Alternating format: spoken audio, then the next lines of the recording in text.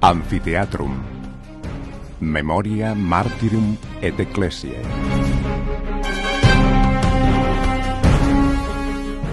On the shores of the Mare Nostrum, situated within the fold of the promontory of Tarragona and outside the walled enclosure, the amphitheatre was constructed, a fascinating edifice testament to 2,000 years of history.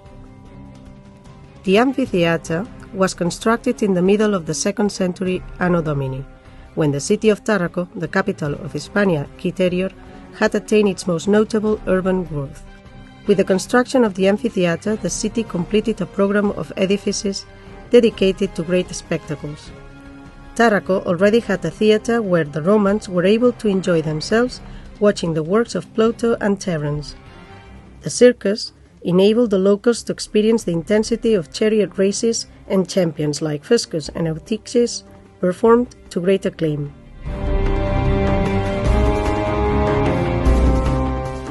The amphitheatre meant that emotional fights between gladiators and animals could be offered to the citizens. Before the construction of the amphitheatre, in the 1st century Anno Domini, the space was occupied by a branch of the Via Augusta, which was flanked by funerary constructions and burial zones. However, the Romans saw that the configuration and lay of the land was up for the construction of the new edifice. Probably the promoter of this great work was a provincial flamen, a priest who held the high responsibility for the cult of the emperor in the province of Hispania Citerior. In accordance with the laws and protocols which govern an act such as this, the preparation of the grounds began. The edifice was designed to focus on the arena, forming an elliptical shape measuring 61.5 meters by 38.5 meters, from which the terrace was built outwards and upwards for some 12 spectators. In the center of the arena, 2 large fossae were excavated in the form of a cross.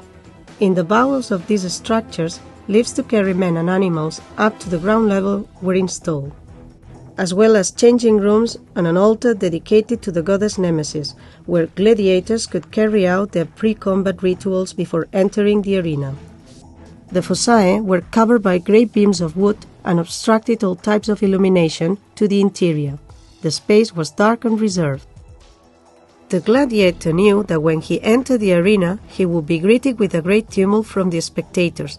The light and the scenery of the spectacle made the adrenaline rise, so that they were caught up in the combat. From this moment there was no margin for error. From the pulpitum, the authorities presided over the spectacle. This was not just entertainment, it was also which consolidated and identified the ruling class. The pulpitum was a privileged space which permitted a central vision of the arena and protection from the midday sun.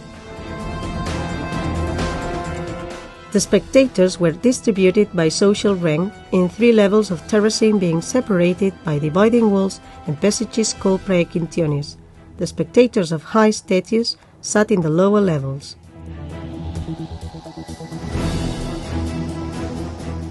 In the year 221, the Emperor Heliogabalus started works of restoration and amplification of the fossae in the edifice. To commemorate this act, a monumental inscription crowned all the podium of the amphitheatre. Today, some fragments are still visible in the monument. Due to the scandals in which he was involved, his name was removed from all the inscriptions after his death. The amphitheatre of Tarragona is another example of damnatio memoriae.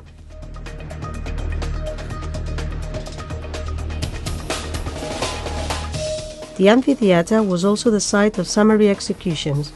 On the 21st of January 259, during the rule of Emperors Valerian and Gallienus, the bishop of the city, Fructuosus, and his deacons, Augurius and Eulogius, were burned alive in the arena of the amphitheatre. These clerics had been accused of treachery against the state by declaring themselves openly as Christians and refusing to worship the gods of the state. The historic memory of this act has been preserved by a precious document titled Passio Fructuosi. Written by an anonymous personage of great theological culture, sometime before the middle of the 4th century, it gathers together the testimony of the judicial acts of the people who witnessed the martyrdom. This historical act will have great influence over the future of the edifice, given that the Christian community considered the area a holy place. With the Christianization of the empire at the end of the 4th century, the area would be protected, and it is probable that a monument or altar commemorating the martyrdom was erected. The amphitheatre became a place of pilgrimage, as well as the Paleo-Christian necropolis where the sepulchre of the saints was venerated. In the 6th century, Tarragona was an important city of Visigothic Spain. The city church was the head of the churches in the Tarraconensian province, and a new cathedral was built on the Acropolis of the city. And at the end of the century, a temple to commemorate the martyrdom of Saints Fructuosus, Augurius, and Eulogius was built in the amphitheatre. This basilica had 3 naves, a semicircular head, and a camera which acted as a sepulchre, a sacristy, and a baptistry. The basilica was situated in the precise space of the martyrdom of Saint Fructuosus. Nearby, there was a cemetery with some mausoleums and individual sepulchres.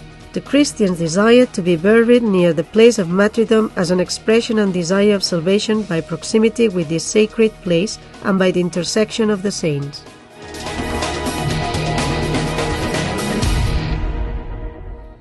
The Arab-Berber incursions at the beginning of the 8th century led to the abandonment of the city and the disappearance of its institutions.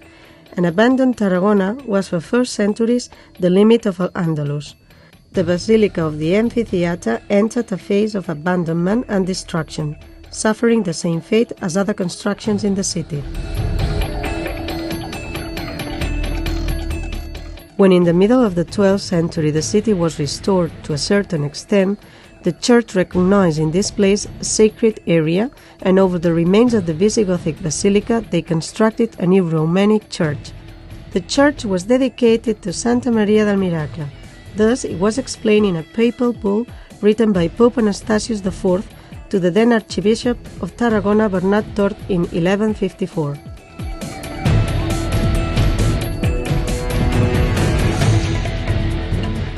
Its form is of a Latin cross with a quadrangular apse.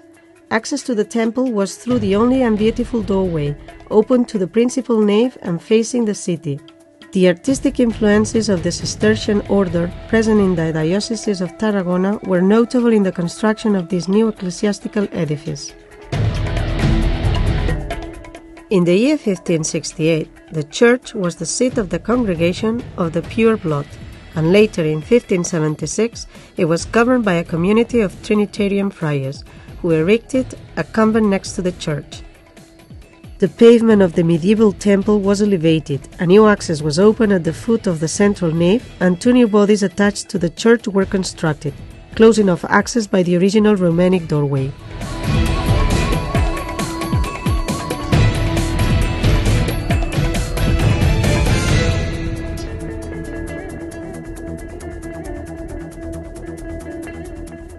More and more structures of the amphitheatre were buried under the spoils of history.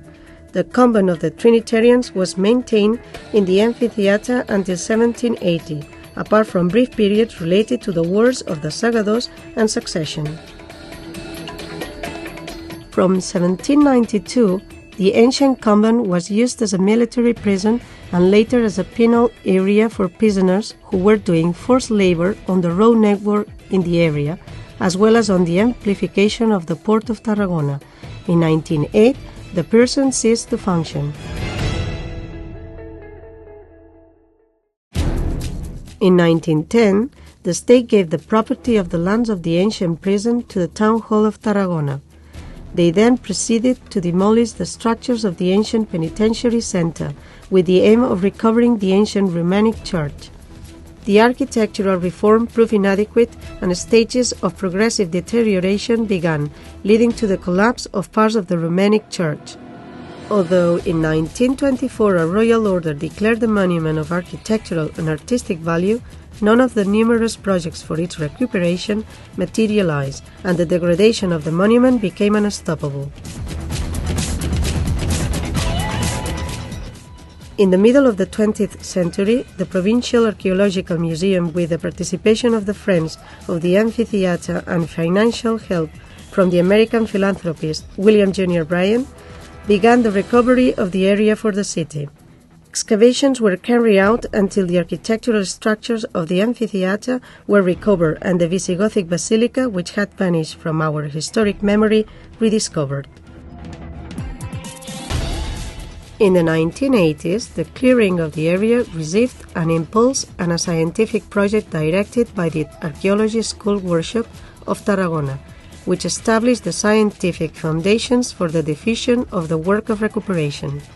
During the last few years, architectural projects have been carried out, accompanied by archaeological interventions which have facilitated the conservation of the edifices and access for visitors. In 2009, an agreement for collaboration between the Town Hall of Tarragona, the Catalan Institute for Classical Archaeology, and the Archbishopric of Tarragona established a scientific mark for the investigation of the churches in the amphitheatre. In this way, the coordination of the work of architectural conservation, the archaeological documentation, and the diffusion of the results are guaranteed.